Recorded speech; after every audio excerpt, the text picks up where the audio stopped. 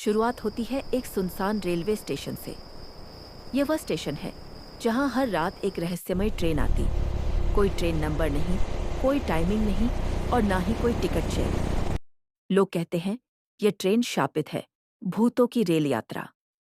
लोग कहते हैं कि जो भी इस स्टेशन पर रात 12 बजे के आसपास खड़ा होता है वो ट्रेन की आवाज सुनता है। पहले सीटी, फिर मंद इंजन की गर्जना और फिर वही सफेद धुआं जो हवा में रोंगटे खड़े कर दे। कुछ यात्रियों ने दावा किया कि उन्होंने उस ट्रेन को देखा।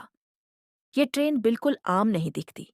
उस पर कोई नाम नहीं, कोई नंबर नहीं। और इससे भी डरावनी बात, ट्रेन में से बाहर कोई रोशनी नहीं झलकती। बस एक मंद सा लाल प्रकाश, जैसे कोई आंखें ट्रेन के अंदर चमक रही हो। एक रात राजू, जो अपने गांव से शहर जा रहा था, गलती से उस स्टेशन पर फंस गया। घड़ी ने जैसे 12 बजने का इशारा किया ही था कि दूर किसी कोहरे में ट्रेन की सीटी गूंजी। राजू ने तुरंत अपने कानों को हाथ से ढका। सीटी इतनी भयानक थी कि रूह कांप गई। धीरे धीरे ट्रेन प्लेटफॉर्म पर आई। लोग कहते हैं कि इसकी आवाज से हवा थरथरा उठती है, जैसे कोई आवाज मन के अंदर तक गूंजती है। राजू ने देखा कि इसका दरवाजा थोड़ा खुला हुआ था। भीतरी धक्का सा लगा, मानो किसी ने उस पर हाथ रखा हुआ हो। ढेर सारे स्लीट जैसे पैरों की आहट के बिना जगह पर बैठी ट्रेन, लेकिन रफ्तार में एक अजीब चीज थी। टिकट चेक करने वाला कोई नहीं था।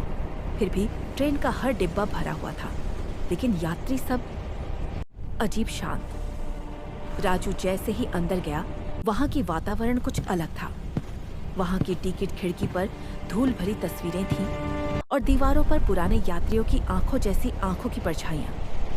सबसे अलग थी एक बूढ़ी महिला, जिनकी आंखें लाल सी झिलमिला रही थीं। राजू ने पूछा, ये ट्रेन कहाँ जा रही है? महिला ने कुछ नहीं कहा, लेकिन उसकी आंखों में ऐसा दर्द था कि राजू का दिल कांप उठा। अचानक ट्रेन चल पड़ी, लेकिन ऐसा लगा जैसे कोई और शक्ति उसे खींच रही हो। राजू के होश उड़ने लगे।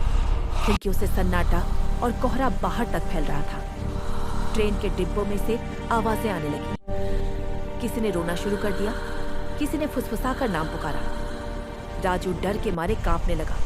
उसने देखा कि पास बैठे यात्री असल में आत्माएं थे। उनकी आंखों में दर्द और पुकार थी, बचाओ, हमें वापस घर ले चलो।